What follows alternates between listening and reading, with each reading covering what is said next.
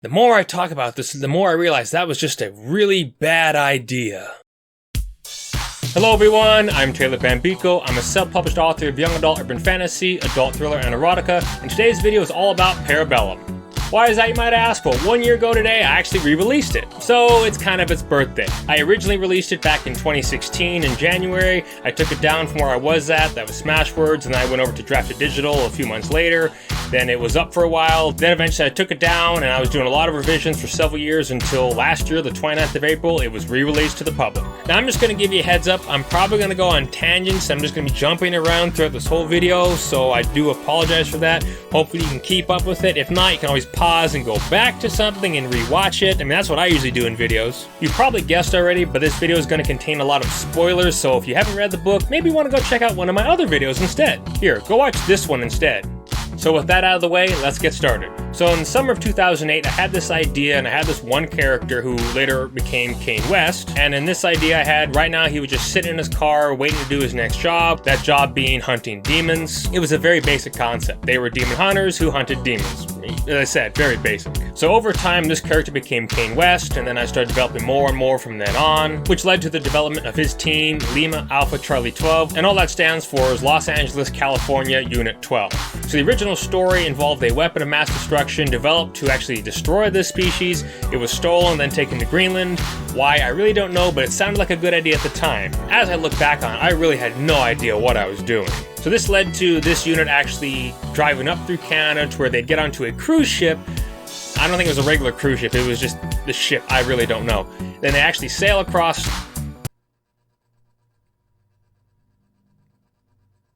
I had to stop and think there for a second. I almost said the Pacific Ocean. No, it was the Atlantic Ocean they're going across, up to Greenland. The more I talk about this, the more I realize that was just a really bad idea. An aspect that never did change, though, was the prominence of firearms throughout this book.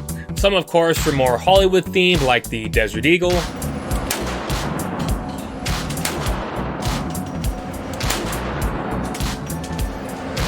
It is kind of cool to own one. Then, of course, some of the other firearms which appear later on are the M60, the M16A1, the Colt Python, and, of course, the infamous Intratec Tech 9. And it's funny how now I'm really jumping ahead. Now I'm going to really jump ahead right to Riley Kane, who is the actual protagonist of the story now. Well, I shouldn't say the actual, she was never the protagonist originally. She became the protagonist when I omitted certain parts involving Kane West. Yeah, Kane was the original protagonist. In the part where Riley actually obtains her M60, and the only reason Riley has the M60 is she thought it was cool. Well, actually she thought the Desert Eagle was cool, the M60, she just wanted one. I mean, I wouldn't mind a belt-fed machine gun if I could buy it like she does. In this book, all the gun laws have changed. There's no National Firearms Act of 34, there's no Gun Control Act of 1968, there's no Hughes Amendment on the Firearm Owners Protection Act of 86. You can pretty much just buy what you want and it's cash and carry now. While we're still on the subject of firearms, the only reason the Tech 9 is in this book is because of Big Trouble in Little China. It's not really a good gun, it's just a cool movie gun, and I love the movie. Now, continuing with Riley, the original story involving her was actually very different as well. In the very first version of this story, one that's not even available anywhere, she was actually abducted and put into sex slavery. Yes, very different from the story you can read now. So when I changed that, I put that idea into traffic. And in this version of the story, Riley was still human, she was not the De Mariano. And so this is where I introduce you to the, I shouldn't say the main antagonist, but one antagonist of Parabellum. So the character Darius used to just be called X. Why? It was simple, it's what came to mind. I just had that just so I could eventually change the name. And the reason for tracking her down was she was the, I shouldn't say was, she is the goddaughter of Kane West. He was actually just trying to locate her. And of course, Darius does find her. Well, I should say X, he was X, he wasn't Darius yet. He does find her, he rescues her, and also he then turns her into a Rye Plebis. Well, they weren't called the Rye Plebis yet, they were the 48s, that's what they were. I don't know why, actually, no, I know why. I know why. There was 48 of them. That's why they were just the 48s. I didn't have a name for them either. Man, I really had no idea what I was doing. And so the 48s, which eventually became known as the Rye Plebis, which is just a combination of Japanese and Latin. I had to stop and think for a second. Japanese and Latin for the lightning people. So, and there's actually Rai is a shortened version. I put that in Parabellum how it's actually Raiku. It means lightning, and then Plebis means people. So the lightning people, I think that's still in the book to where Casey and Torion, the original De Mariano, created them using lightning. I think that's still in there. It's horrible, I should know this, but it's been a while. I mean, as I said in another video, I put this stuff in the book so I don't have to remember it. And the concept of the Rhyplebus really derived from the T-1000, from the Terminator franchise. I just really liked how that antagonist was in that movie. It was just really amazing to see that this thing could actually change, and no matter what you threw at it, it almost was indestructible. But of course, the biggest difference is the T-1000 is a machine, the Rhyplebus are organic. I think that's the word I'm looking for. But of course, the main difference between the T-1000 and the Rhyplebus is the T-1000 is a machine, the Rhyplebus come from the ground. They're actually, I wouldn't say human, but they're humanoid, so they actually do bleed. If it bleeds, we can kill it. Well, yes, they do bleed, but they can heal very easily. I mean, for example, Darius gets shot, blown up, and he regenerates from the smallest drop of blood. It takes a very specific type of ammunition to destroy them. Whenever you read the book, you'll come across a part where I discuss that ammunition. Now I'm going to jump back to Riley Kane for a bit. So as I developed what became the Rhyplebus, I was saying, okay, there's got to be something stronger than them. Where did they come from? So that led to me developing the De Mariano. In all honesty, I really don't remember how I came up with the name. I know De Mariano was the first stage, then all was added, so it became the De Mariano. And one thing I didn't write down I should have, and of course, what do you know, I forget. And keep in mind, this was about 12 years ago, so of course I really don't remember what the reason was I came up with the name. The battery just died, so if the camera looks like it's in a different position, that is why. Anyway, back to the De Mariano. So I began to think, where did these creatures come from? The demon hunters, which eventually just became known as the hunters, the Rhyplebus, of course, the demons, the werewolves, the vampires. And I figured, okay, well, there's got to be something I can come up with. And of course, I just forgot about all the ancient tales of vampires and werewolves. I just kind of overlooked that. I probably shouldn't have done that, but I wanted to do something different. So I came up with a De Mariano. That is a bit of a difficult word if you really don't know how to pronounce it. Now, exactly what is the De Mariano? Well, I'm glad you asked. So the De Mariano is the sole creature who possesses the ability to reverse deformation over an infinite span of time against all odds. Basically, I just took the word De Mariano and broke it down and looked up each word in the dictionary, well, the fragments of the words, well, what the complete word would be, and went from there. And of course, the De Mariano's favorite creations were the hunters, and I'm thinking, okay, how can I make them better? What would be the best way they could actually fulfill their goal, or maybe not goal, how would they best fulfill their role in life? So I was like, okay, why don't we militarize them? So there was another part in Parabellum which was omitted, which involved the character John McCroy, who is in this version of Parabellum ever so briefly. You follow him through his recruit training, everything he went to become what was known as a Silent Wolf. Silent Wolf was the successor of a unit in the original book called Black Wolf, and all that was a military unit that was founded, if I remember correctly, it was right before or during the Second World War. It went up through, I almost said up to present, however, no, that wasn't correct. It was up until the first Gulf War. It was disbanded. Then post September 11th, they were brought back and became known as Silent Wolf. This particular military unit was trained on two parts of the United States. There were two train facilities located on islands, one off the coast of California, one off the coast of South Carolina, and those were heavily influenced off Marine Corps Recruit Depot San Diego and Marine Corps Recruit Depot Parris Island. John McCroy was a character I really enjoyed working with. It would have been nice to have him more in the story, but with how the story came out, it was actually good he was just in it very little. So as I said, how this part was omitted, the original version of Parabellum, at least a version that I think it was released, I'd have to look back now, it had 5 parts. So the first part involved Kane West and his unit stopping a threat in Northern Asia. It's no longer in Greenland. I decided to move it to a different country. The second part followed John McCroy through his recruit training. So those 2 parts were removed, but parts 3, 4, and 5 are still in the story. So part 1 used to be a book, part 2 with John McCroy, then part 3 and 4 with Riley Kane was one book, then part 5, which involved Rachel Cavander and some other characters, which I'll get into in a little bit, that was its own book as well. Yes, Parabellum used to be 3 separate books before I combined it into one. First book years ago was called The Demon Hunters, the second book was The De Mariano, and the third book was called Blood. Really, it's much better now. Now that I brought up Rachel Cavander, let's move on to her, shall we? As I said, how I initially began this 12 years ago, vampires were a big thing back then. I said, okay, let's get on this bandwagon. A lot of people were, so I said, let's just do my version. I came up with different species of vampires. Rachel, for instance, is a Pelkis. She's the weakest vampire, I guess you would say.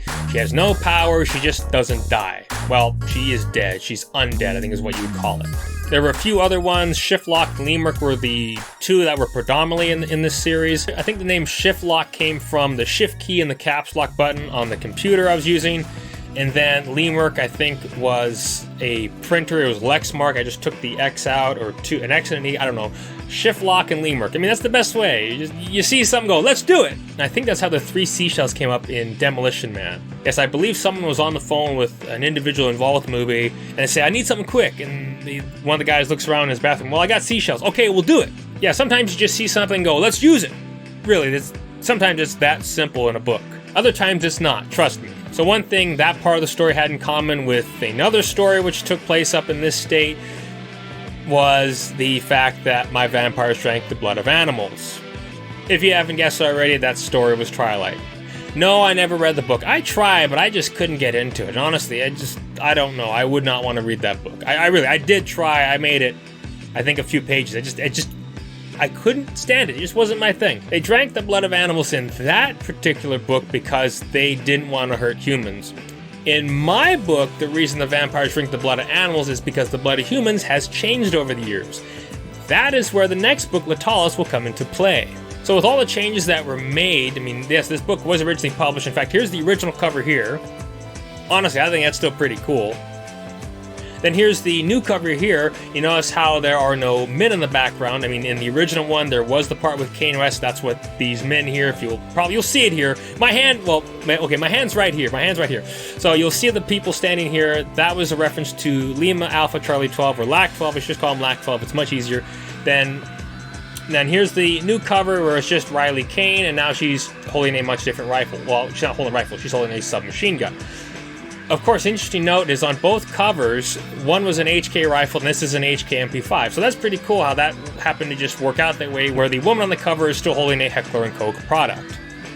Just call it a firearm, man. So the original cover was made by Clarissa Eo of Yoklay Designs, and then the new one was made by Olivia Pro Design from Fiverr.com. They really are both very well done, but like I said, with how the story changed so much, I had to come up with a new one, and this one actually fits the book a lot better. Well, I shouldn't say fit better, it's just a new story, it's got to have a new cover. But still, come on, it looks awesome. One thing that had to remain consistent between the two covers is the woman had to have a blue dress. On that note, always pay attention to colors in my books. They really do have a meaning. For instance, blue generally means a positive energy, everything is going well, and innocence. Innocence to a degree. And of course, with blue signifying that is the same reason the monster truck Riley gets is blue. Well, there's other reasons too, but I mean, the truck actually did change quite a bit throughout the story as well. Again, we're going to jump all the way back to the beginning. The original truck that Kane West had was a 1996 Ford F-350 crew cab with a lift kit, and it was actually black. That eventually went to a standard cab 96 with a lift kit and 48-inch tires. The truck always had roll bars and KC highlights across them, but there are other things I wanted to change with it as well. Then eventually it went from a 96 model to an 89 F350 style, and the tires changed once again to the 66-inch Goodyear Terra tires. You can see where this is going. I mean, if you guessed Bigfoot, you were right, but there were other trucks in the running as well. Everett Jasmer's USA 1, Jeff Dane's King Kong, then Freddie Schaefer's Barefoot, that was the other one. Those 4 trucks in the running, they're all really fun to watch, but of course I had to settle with Bigfoot. On the subject of Bigfoot, when I actually got to see the truck for the very first time, actually about this time last year, I actually was discussing with Mike Miller, who's the driver that night, and how I was talking about this story, and he thought that was pretty cool. Honestly, yes, I think it's pretty cool. I got to actually tell him about this, and I was just going on about how I've looked everywhere. I have yet to find anyone who's written a novel, maybe even a short story, which has involved the monster truck. Yes, they've appeared in movies, yes, they've appeared in TV shows, and even some animated series, but I haven't found anyone who's actually used one in a book so far. I mean, the first Bigfoot truck I ever saw was about 15 years ago. I was in Florida, and it was what used to be Bigfoot 7.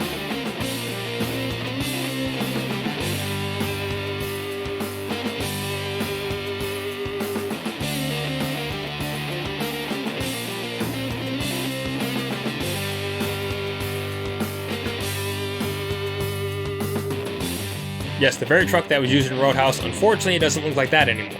So that truck eventually became the twin to Bigfoot 5. And then of course the truck I saw that day was Bigfoot 14. As Mike Miller said, it's one of their older trucks. I told him, no, it's not old, it's just experience. He thought that was actually pretty good. That was the same truck that Dan Runte used to jump that, I think it was a 727. I'll put the link to that video in the description below. It's really a cool video to watch him do that, and really to see what a stage 3 monster truck was capable of doing. Now back on the topic of this truck in the book and now Riley owning it, I had to have it to where she could put the tires on. Now generally you're going to need tools to put these tires on.